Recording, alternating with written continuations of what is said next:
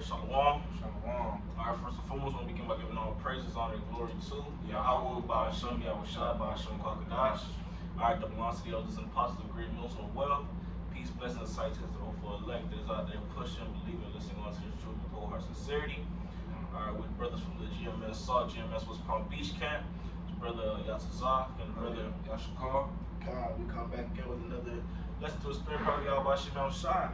You know, what led us to doing this lesson is, you know, throughout the times that we're going into, you know, the prices of food are going up, you know, Jake not being stable in this society, you know, so Jake might get worried in this flesh and Jake might think to himself, you know, shit's about to hit the fan, you know, and our carnal side of the flesh is to stack up and physically and fleshly prep like these people, but you know that's not gonna serve us a lot, you know. But I was listening to this so-called professional prepper, whatever the hell he thinks he is. He was saying something to the means of he's the only one that's prepping in his neighborhood, and like some people in his neighborhood heard him prepping, and he was like telling people that if you're prepping, just keep it to yourself and don't mind nobody else's business.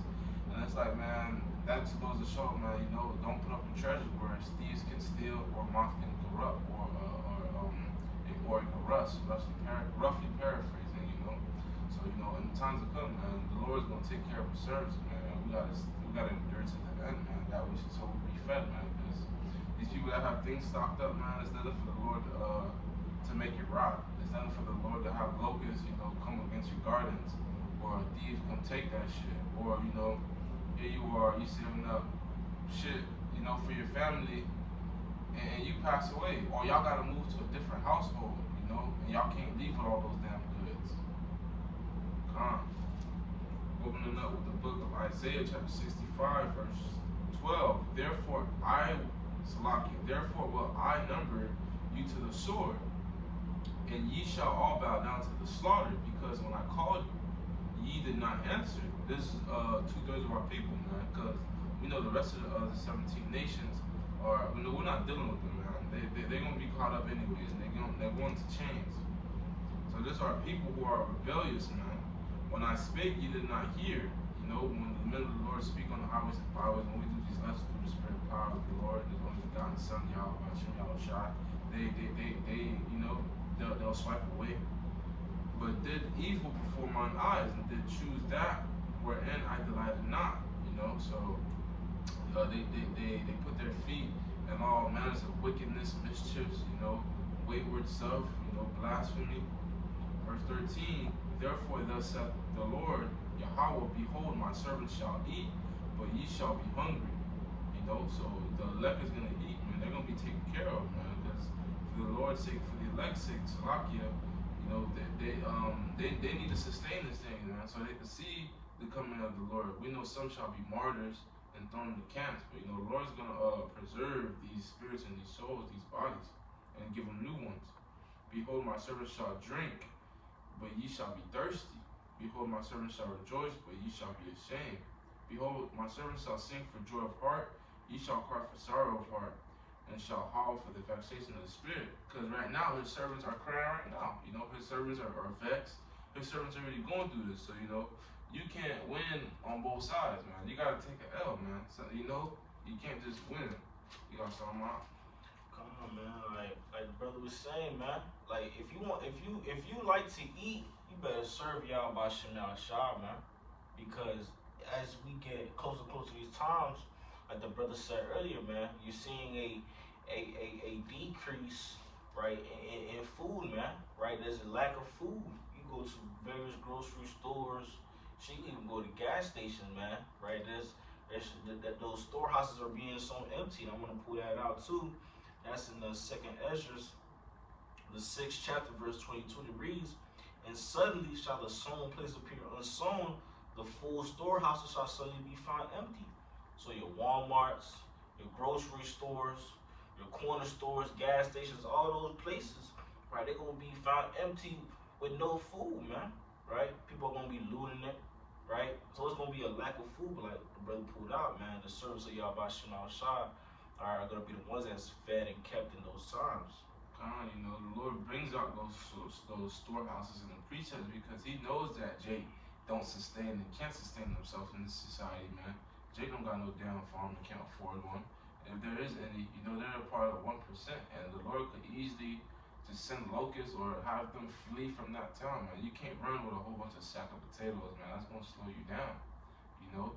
So yeah, the fact that Jake and the world depends on these stores, when these stores are shut, you're gonna be done. They just shut the EBT system down the other day, man. Jake almost, lost it. They shut it down for a couple of hours.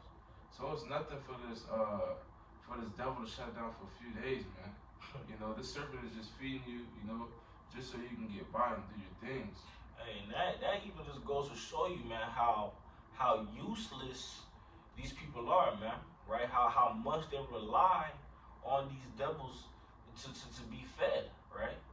The average Babylonian doesn't know how to, live self-sustain, right? Self-sustain themselves. They don't know how to live off of crops, grow plants, herd the cattle and so forth, man. They go to, these devils for want of all things, right?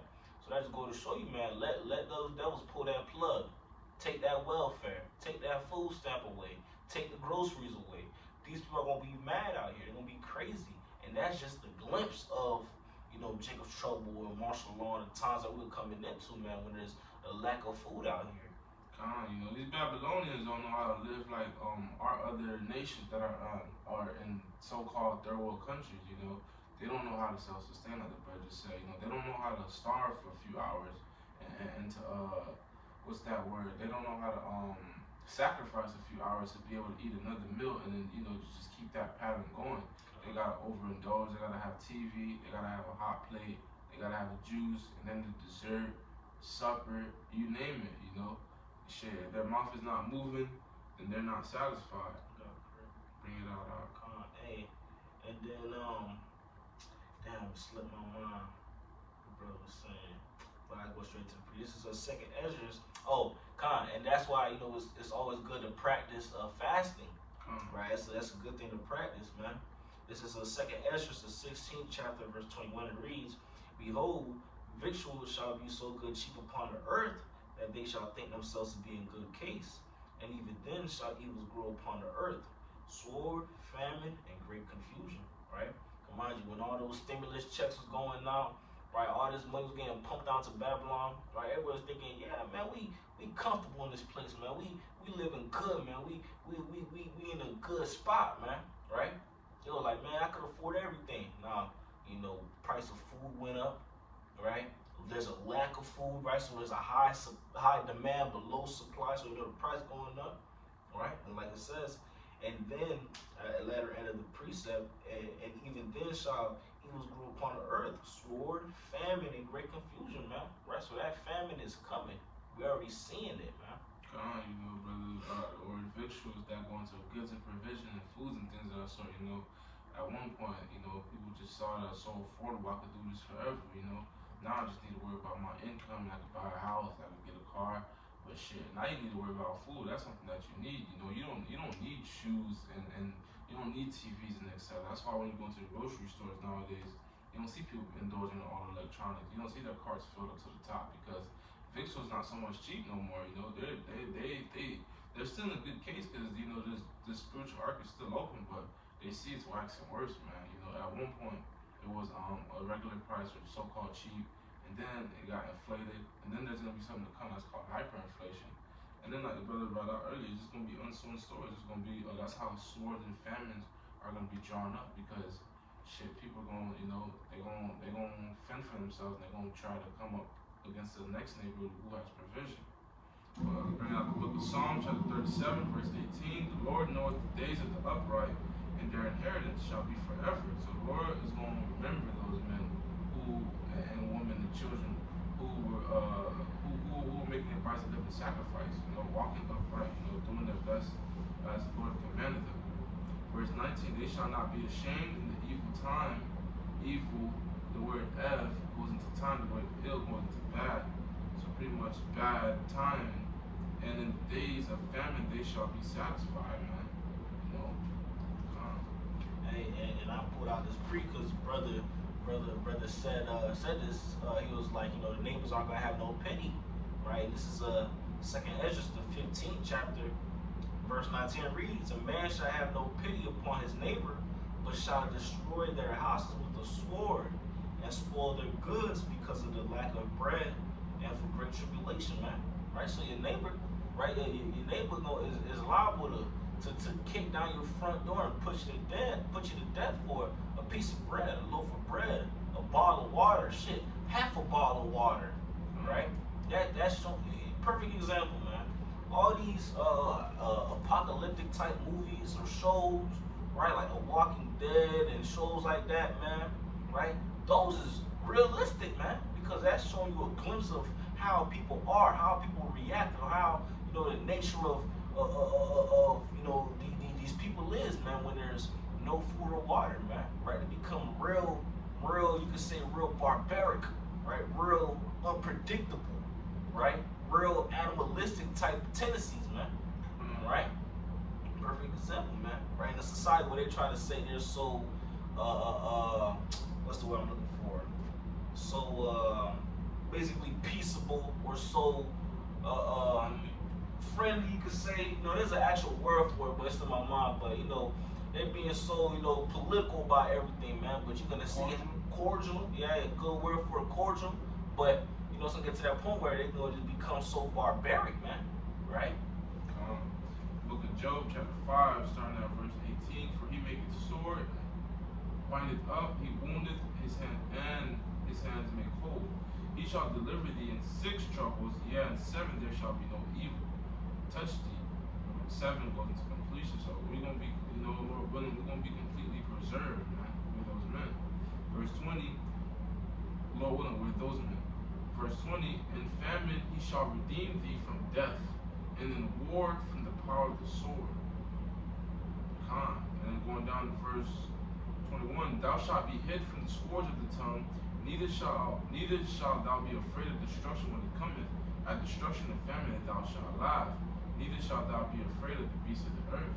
Because Esau Edom gonna come down with that great wrath, man. The book of Habakkuk, chapter 3, verse 17, "Although the fig tree shall not blossom, neither shall fruit be in the vines, the labor of the olive shall fail, and the field shall yield no meat, the flock be cut off from the fold, there shall be no herd in the stalls, yet I will rejoice in the Lord.